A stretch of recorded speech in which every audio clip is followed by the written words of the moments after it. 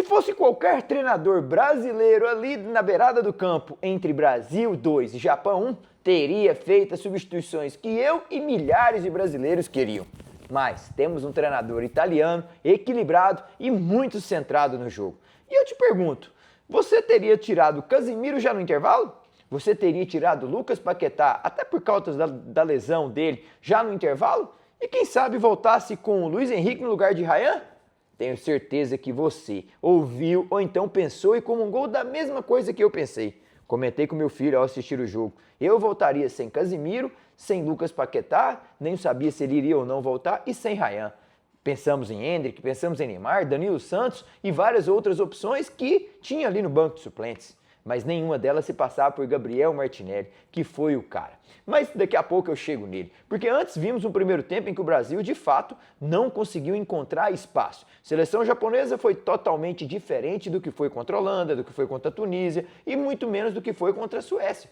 Um time que propunha, um time que jogava, um time que gostava de ofender e ter a bola no campo ofensivo do adversário. Vimos um Japão em que o gesto do seu treinador, ao assoviar para ir mandando eles voltarem, reduzia campo em que Vinícius Júnior e Ryan gostam de ter. Os jogadores rápidos, como eu era na época em que eu jogava, confesso que também não fui um grande atleta de futebol, mas realizei um sonho de criança. Um menino que saiu de séries e realizar um sonho de infância e percorrer mais de 23 países jogando futebol, para mim foi uma realização de um sonho e só tenho a agradecer a Deus. E quando eu jogava, eu era um jogador rápido e eu gostava de ter campo para correr, o que é o que o Vinícius Júnior gosta. Um jogador de explosão, de velocidade, gosta de ter campo para receber essa bola em profundidade. Só que o Japão tirou essa profundidade, tanto de um setor quanto de outro. E tirando isso, tirou muito do jogo do Brasil. E aí o Brasil teve dificuldade, teve 69% de posse de bola, mas sem resultado. Ryan pegava, tocava para trás, girava o jogo, Vinícius Júnior tocava para trás, Paquetá não encontrava espaço, Matheus Cunha no meio de tantos defensores, com duas linhas de 4 bem formadas e outros dois jogadores à frente, o Japão fechava-se e não conseguia deixar o Brasil infiltrar. E aí até que um erro do Danilo, uma bola por dentro, sendo que tinha que ser por fora, ou então inverter no flanco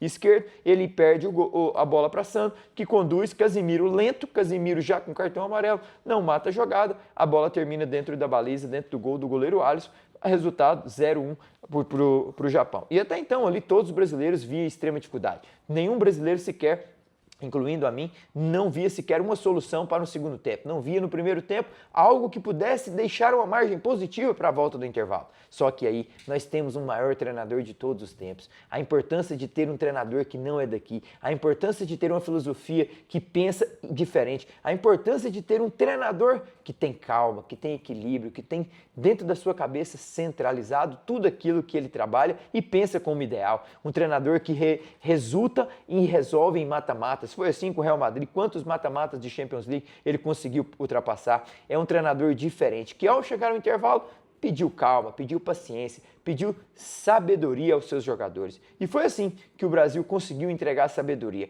Não tirou o Casemiro, onde todos os brasileiros, incluindo a mim, sempre vou incluir, porque eu também faço parte desse leque de opções de que queria que tirasse o Casemiro. Ele nem tira acreditando no jogador que lhe deu títulos com a camisa do Real Madrid.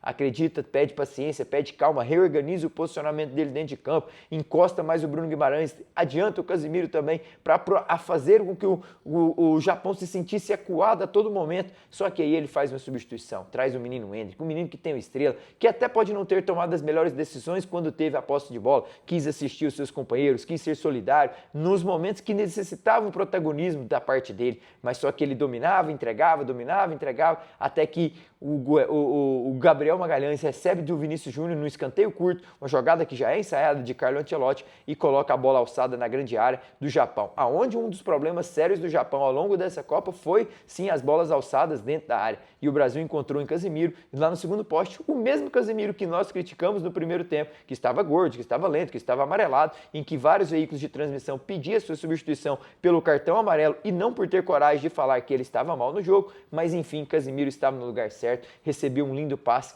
um passe com força, tensão, precisão, efeito na cabeça do Casemiro, que colocou para dentro do gol do Japão, e ali criava-se uma expectativa, uma esperança. Pronto, perder nós não vamos, pelo menos na prorrogação nós já estamos. Só que o Brasil carrega consigo uma aura diferente, uma aura de que eu vou parafrasear essa frase do Ronaldo Fenômeno, que após o jogo deixou a seguinte frase: podem até duvidar, pode até não acreditar nessa seleção, mas do outro lado sempre terá uma equipe que sabe o tamanho da nossa grandeza. E foi assim, o Japão a todo momento demonstrou que sabia que do outro lado estava uma seleção pentacampeã do mundo, se acuou desde os inícios, dos minutos iniciais do segundo tempo, ficou acuado, ficou muito retrancado, deu um chute a gol em 49 minutos de jogo no segundo tempo, não conseguiu sequer ser ofensivo, uma tática que é desse Japão, um time que é, para mim, uma das melhores gerações da história do Japão, que eles conseguiram ganhar para a Copa do Mundo ganhando 13 dos seus 16 jogos.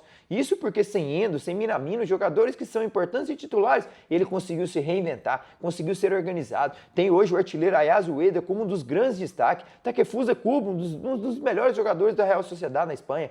Japão tem o goleiro Suzuki, que para mim é um dos baita goleiros que joga no Parma e com certeza vai alçar voos maiores depois da partida de hoje. Lembrando que a grandeza do Brasil coloca jogadores adversários em outro patamar. E foi assim com Suzuki, foi assim com o Sano, foi assim com outros jogadores que estavam ali performando pelo Japão. Mas só que do outro lado tem a grandeza, tem uma aura que envolve essa seleção, um treinador equilibrado, que todos esperavam o Neymar em campo, ele chama Gabriel Martinelli, um jogador vice-campeão da Champions League, que nem sequer é titular no Arsenal, oscila entre titularidade e reserva, mas que foi importante para o título inglês e também para chegar à final da Champions. Já está lá há 4, 5 temporadas mostrando o seu valor. É um jovem que entrou em campo e já nos primeiros lances demonstrou que queria ter vontade, tanto na transição, matando a transição ofensiva do Japão, quanto também ajudando, chegando dentro da área, assistindo, chutando, finalizando, até que nos minutos finais ele estava no lugar certo. Quando todos acreditavam que Ancelotti faria a substituição, trazendo o Neymar Júnior para dentro de campo, esperando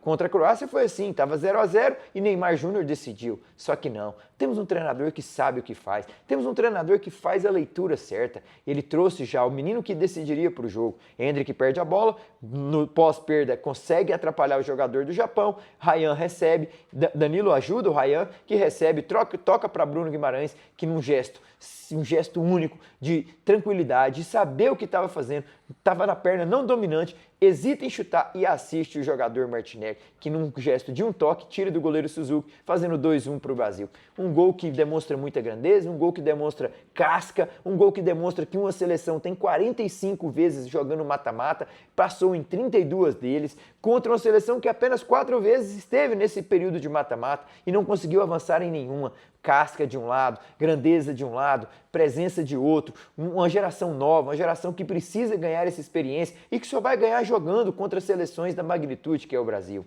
A aura que envolve a seleção brasileira. O jornal AS da Espanha traz isso na sua capa, estampada na internet. Você pode acessar que vai ter lá.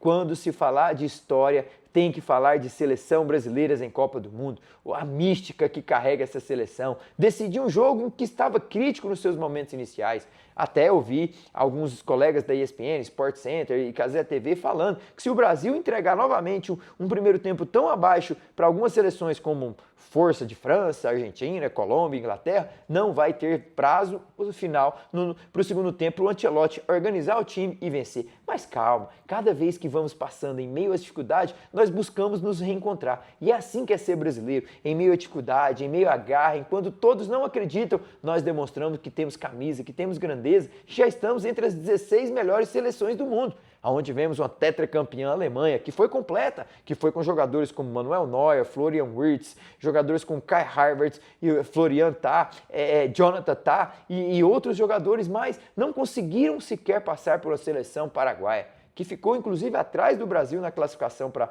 as eliminatórias. Cuidado, quando se fosse falar de Copa do Mundo, não pode nunca tirar os olhos da seleção. Fiquei contente com a classificação, fiquei contente com a casca que está ganhando, fiquei contente com a evolução de alguns jogadores dentro de campo. Vini Júnior mais uma vez, Ryan crescendo no momento certo, Endrick entrou super bem, já pode ter uma nova solução para o próximo jogo contra Noruega ou Costa do Marfim. Se Casemiro e Lucas Paquetá de fato não puderem jogar, por que não trazer Fabinho e Matheus Cunha para dentro e aproximar o Endrick ali do último terço? Já está aí o time possivelmente encontrado, mas calma, eu sou brasileiro, então eu sou mais um emotivo falando e nós temos o cara certo, um italiano, um europeu, um cara que entende de futebol e que com certeza ele vai encontrar a melhor solução. Pode alternam ser vistosos aos nossos olhos, mas quando se fala de Copa do Mundo, não podemos nunca tirar os olhos da seleção.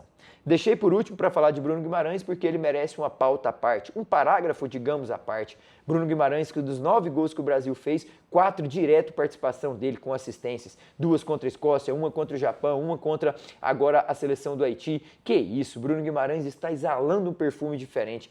Sem sombra de dúvida, destoa de Casemiro e Lucas Paquetá como o mais centrado, o mais equilibrado, o cara que joga 90 minutos sempre no mesmo ritmo, na mesma regularidade, na mesma intensidade. Bruno Guimarães certamente já não ficaria e queria ficar no Newcastle, que é um clube que lhe abriu as portas para o mercado europeu, já teve ventilação do Manchester City antes mesmo da Copa, já teve ventilação de outros grandes clubes, mas agora com essas atuações nos 4 jogos em que desempenhou com a camisa da seleção na Copa do Mundo de 2026, cuidado, sem sombra de dúvidas, para mim, ele vai alçar voos muito maiores. Parabéns, seleção, avançamos. Próximo compromisso, domingo, às 17 horas, e nós estaremos juntos acompanhando a maior seleção de todos os tempos dentro de campo das 4 linhas, exalando perfume. Cuidado, aqui são 5 estrelas. Todo mundo tenta, mas só o Brasil é penta. E por que não o Hexa?